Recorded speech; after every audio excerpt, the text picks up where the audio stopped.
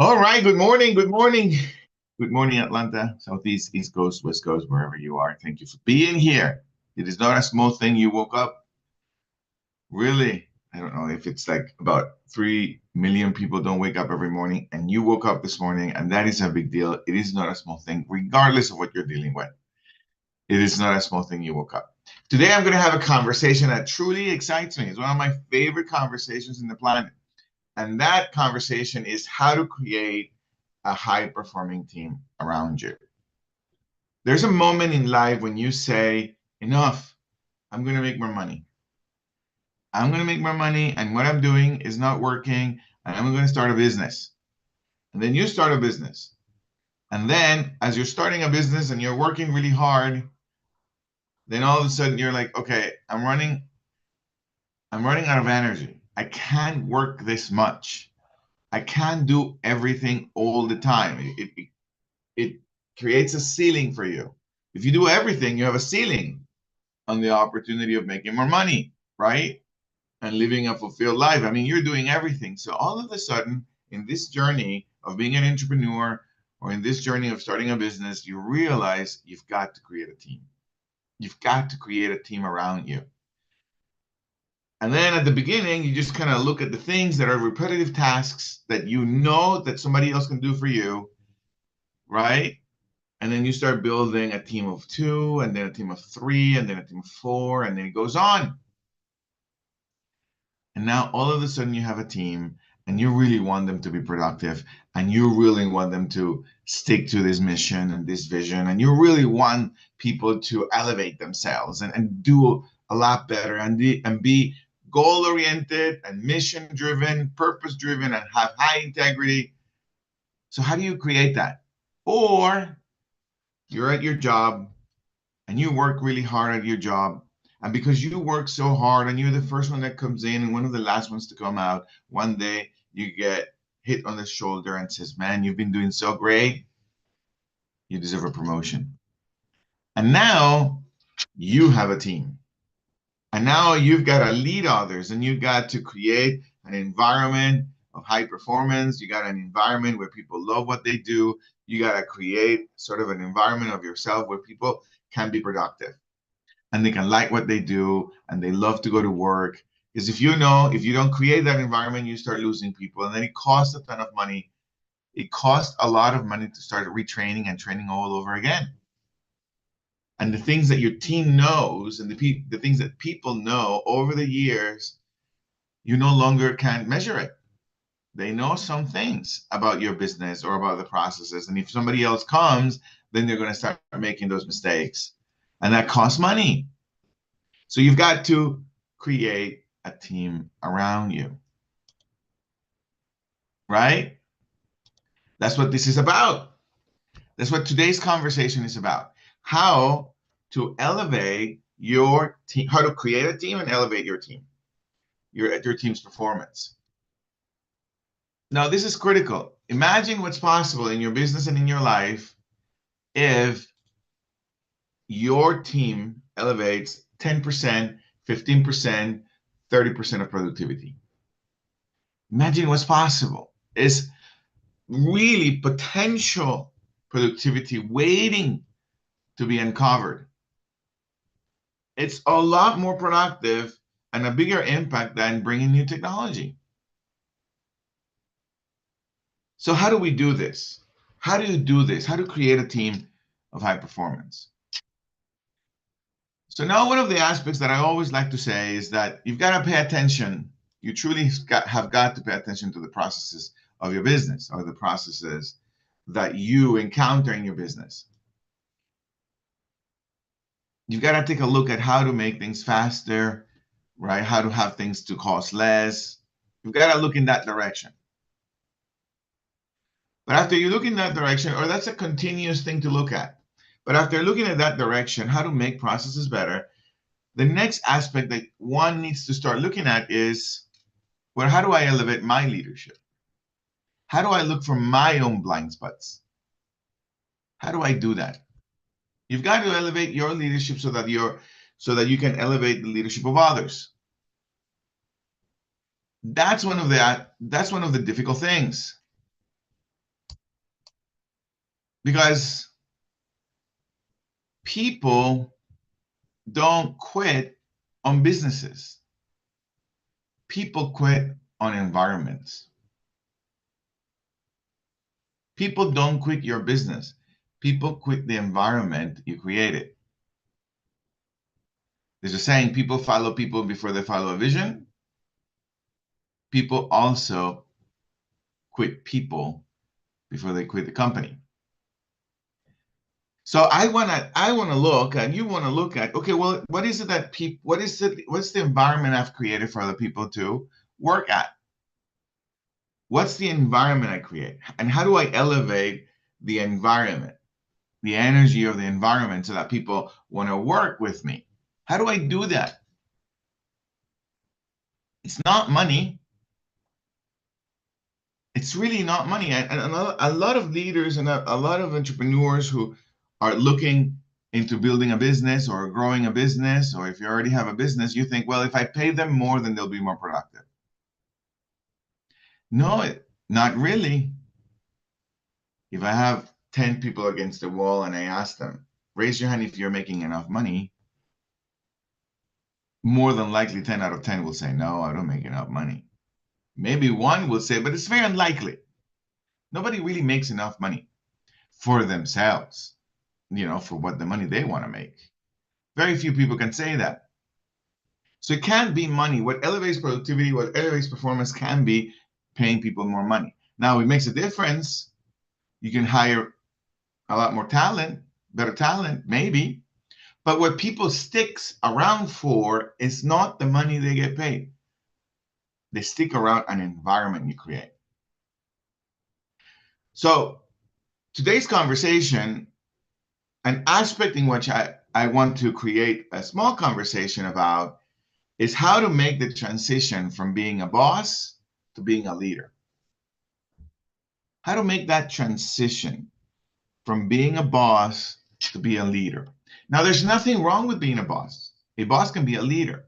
But I want to make the distinction in this conversation so that you can see the differences that perhaps could be missing in your expression as a leader, or in your expression as a manager, or in your expression as the boss. That could be missing, that if they were there, could make a difference in your capacity to influence others, to elevate the performance of others. So, for example, there's a difference between telling people what to do and empowering people on what to do. There's a difference. The boss would tell people what to do. You've got to do this. The leader will empower people on doing what there needs to do. The leader will help people look for the blind spots, look for the gap, and have people be inspired to close their own gap of their own professional growth. So a boss would tell people what to do, a leader will inspire people, will empower people to do what there is to do. A boss, I'm not making a boss wrong, but I'm making the distinctions. The boss talks a lot. It's always telling people things. The boss talks a lot. The leader listens more. Why is it critical to listen more? Because as you listen more, you uncover what's missing that makes a difference. When you talk more, when you talk too much, or when you're always talking, you can't discover what's missing that makes a difference. Many times, what elevates the gap in leadership, in your own personal leadership, it doesn't come from talking. Doesn't come from expanding your capacity to speak better. It really doesn't. It comes from expanding your capacity to listen more, to listen to what's not being said, but it's always there. The boss creates an environment of obedience. A leader creates an environment of commitment. That's a different world to come from. That's a different inquiry. If people are just marching orders, right? You're creating this environment of obedience. People are afraid of you. That's not sustainable. If people are afraid of you, it's not a sustainable environment. There's only so much you can hold on to that environment. But if you create an environment of commitment, people are willing to go the extra mile. The boss will create a hierarchy in the organization. A leader creates a community in the organization. People that have different accountabilities. However, you align people on the mission of serving to a particular purpose. So it's not like one person is better than the other. It's a different accountability. And a different accountability requires a different responsibility. But it's not that I am better than you, or he is better than him, or her. It's about a different accountability. A leader creates an environment of community with different accountabilities, and we honor each other for the different accountability, not because one is better than other. There's a critical aspects to create an environment where people want to play all out. Absent of creating an environment of where people want to play all out, it's very likely there is a big rotation inside of your small business or the environment that you have at your company. So we want to make that transition from boss to leader. And that transition happens when I begin to ask questions for myself. Well, how do I create an environment for that? The number one question that have made a difference for me is, in order to create an environment like that, I've got to genuinely ask myself if I care about people. If I truly care about them.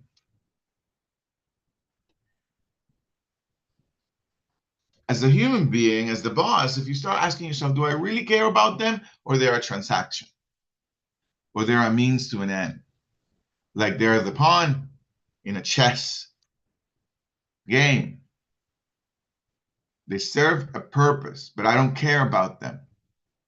It's a genuine question that one needs to ask oneself, because it's very difficult to create an environment where people want to give the extra mile if I don't care about them, about their growth and development, about their professional growth. There's a quote from Richard Branson. It's one of my favorite quotes. And as a leader, as the boss, you've got to really immerse yourself in the opportunity of this quote. It says, train people so well that they can leave you. And treat them so great that they don't want to.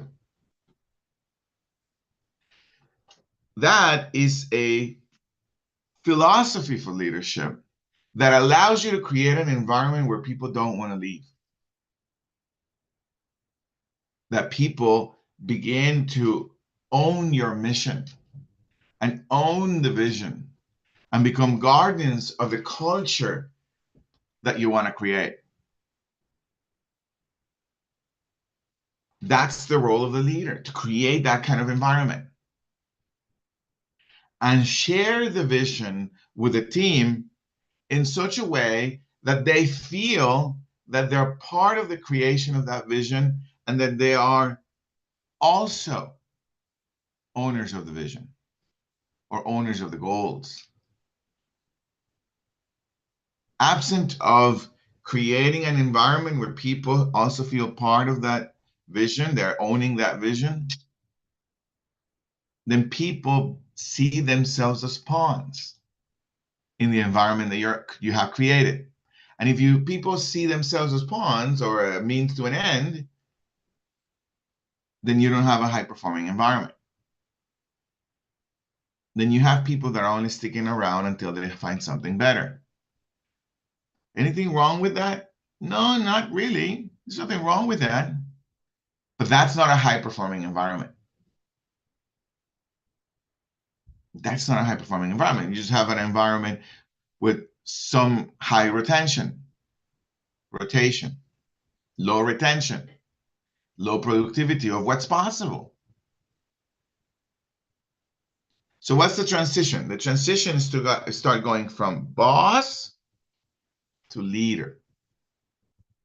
And a leader creates an environment where people feel they're part of the mission and they're part of the vision and they're part of the goals and they are part of, they begin to own the values of the team. That's the secret to creating an environment for high performance. That's the secret. Because the challenges, the team will help you close the gap on the challenges.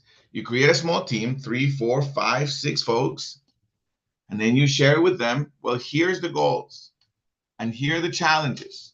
You share with them their SWOT analysis. Here are our strengths, here are our weaknesses, here are our opportunities, and here are our threats.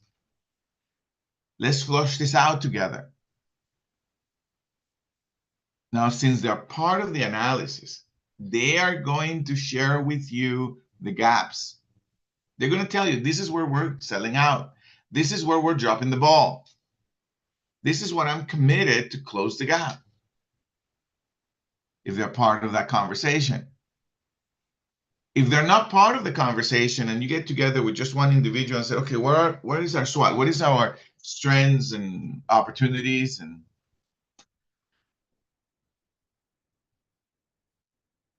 threats? And then you create this big analysis and then you give it to your team. Okay, go to work. Then they don't feel part of the opportunity of that.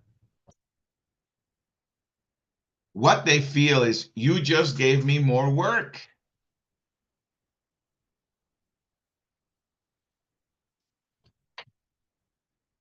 And then there's not much you can create with them. They'll resist you. One of my favorite quotes that I often reinvent myself against is the one that says, the biggest limitation of a CEO is their employees. That's the biggest limitation of the CEO. But the biggest limitation of the employees is the CEO. It's this interesting gap that you allow yourself to take on for yourself. The biggest limitation my company has is me. The biggest limitation my team has is me. The other day I was coaching a franchise, a local franchise here. They're growing and there's lots of growing pains. And inside of this franchise, the health department, you know, they come once every 6 months or once a year, and they come and they grade the temperatures and how is the environment, and they make sure that the restaurant is doing good. And this one time, it was too early, the food was out, temperatures weren't right for the food. It was the beginning of the shift, and the inspector came and they gave them a terrible, terrible grade. Didn't close the restaurant, but it created a lot of upsets. So as a trained leader, he could blame his manager and his staff and call them losers, or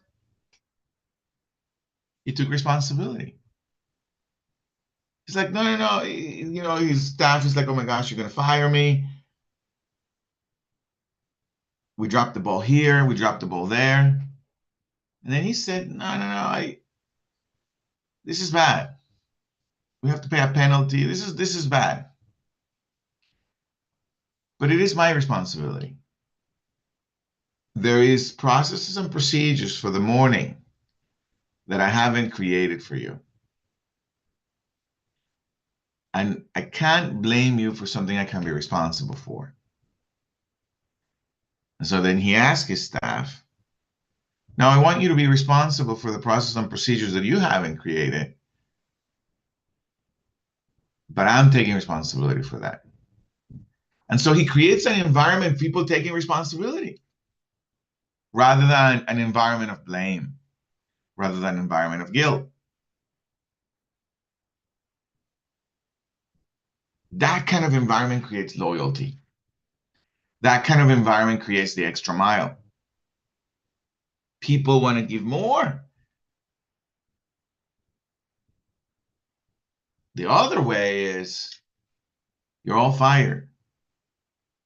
You have all done it wrong. I need to find someone else who can do it right. Maybe you do find somebody who can do it right, but since the environment it's an environment of fear, there's no sustainability there. Nobody wants to stay in an environment of fear. Even if you pay them a lot, they'll leave. I was coaching a high executive not long ago in the healthcare system. They make more money than most people make with a business. Jeez. But this executive, this individual really wanted to quit. And I asked him, you know, inside of this consideration of quitting, you're going to leave a lot of money on the table. And then he says, well, what is another million going to do? People don't stick around for the salary. They stick around for the environment. What is another $1 million going to do?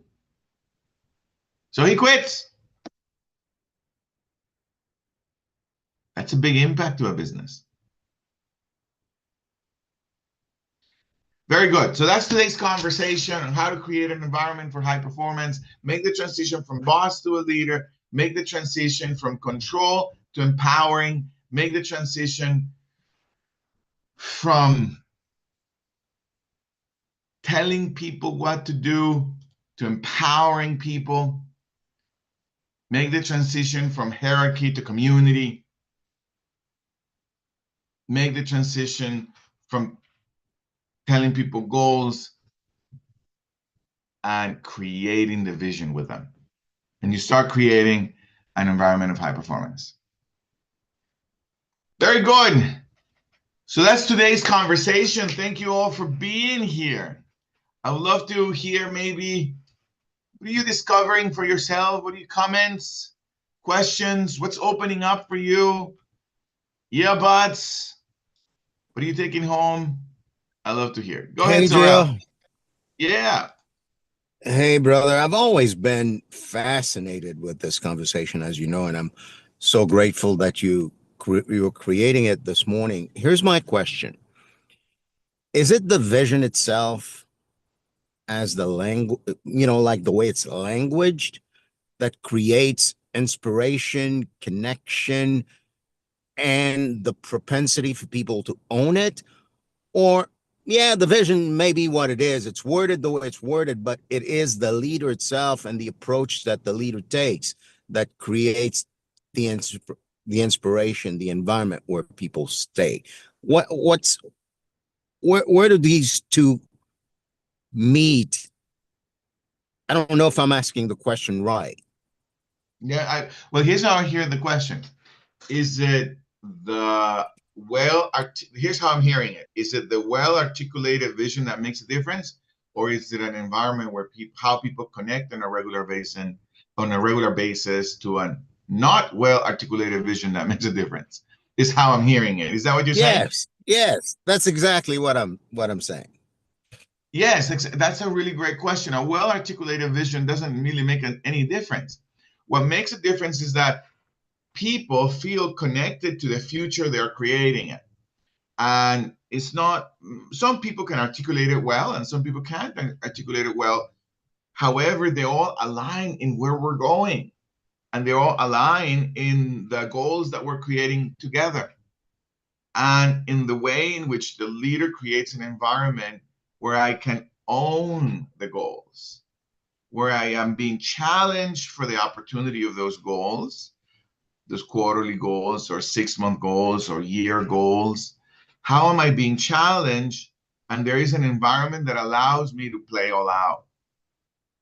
It is in my experience that people don't play all out because they're in an environment where they fear making mistakes. That's my experience. So if a leader, the boss, can create an environment where people can take risks and then they can learn from their mistakes, if there is such an environment, people are going to play all out. Yeah. So, Sorel, does that point to your question? Yeah. It points to this, and this is what I'm taking away from it. That what matters most is that what we're saying is the vision, is we are saying it. And as the leader, it's the leader's responsibility, my responsibility, to create an environment where what's being said is quote unquote our voice, the voice of us. And it could be said in 2 words, 3 words, or said wrong, but man, we're connected to it together, and that's where we're going. Yes, exactly. The leader's got to connect the dots.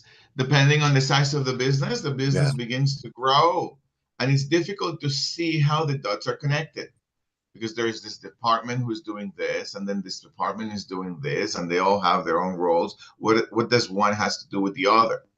However, as the leader creates an environment where people see how we're all connected and how we're all rowing in a particular direction, the environment is one where people take care of their relationships. Is when people are cheering for the other person's achievement because it's all together. We're all rowing together for a particular vision and a particular mission, and we're all protecting what we call our core values or our guiding principles. We're all protecting them because we're all rowing together. Your performance impacts my family as much as my performance impacts your family. And that's the transition from boss to leader that we're pointing to today. And that's the secret of creating high-performing teams. It's a complex secret, but that's the secret. Thank you, Sorel. Thank you for being here. Thank you for adding in, and thank you for your question, and thank you for participating, and thank you for being a mentor in my life and a friend in my life, and coming in and doing the daily huddle.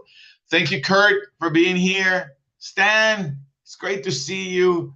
Virtue, Sue, Chase, Maria Sangria, and Galaxy S24. You have a cool phone, S24. Thank you so much. Awesome. It's great to see you guys. Have a phenomenal weekend. Hope you guys had a great week. And we shall see you on Monday with Keith, discovering our blind spots in our leadership and in our mindset. For now, I have 8 tenets to live a renegade life and have a life you love and create the life you love. Remember, you still have the rest of your life, which is the most important. Rest of your life is the rest of your life. The first one is love. Love always. The second one is stretch your cheeks, laugh out loud. It helps you with the wrinkles. It makes you sexy. It really does. Stress less. There's only one life. Really, take it easy. This is it. There's nothing after that. So might as well take it easy. Eat more plant-based. Get closer to the trees. Hug the trees. Eat the trees. Eat no processed food. I've been reading about it. It's like bad. Eat no processed food. No more Doritos. No more Doritos. Move every day. 10 minutes in the morning, right after you wake up, 10 minutes after lunch. Every single day, move a little bit. Walk every day. Check your assumptions. Check your assumptions before you wreck yourself, and give. Give what you can give, but give. Give is a habit, like smiling is a habit, like being happy is a habit. Give. Thank you all for being here, and we'll see you Monday. Bye bye. Thank you. Thank you, Gio. Thank you, Thank you. family.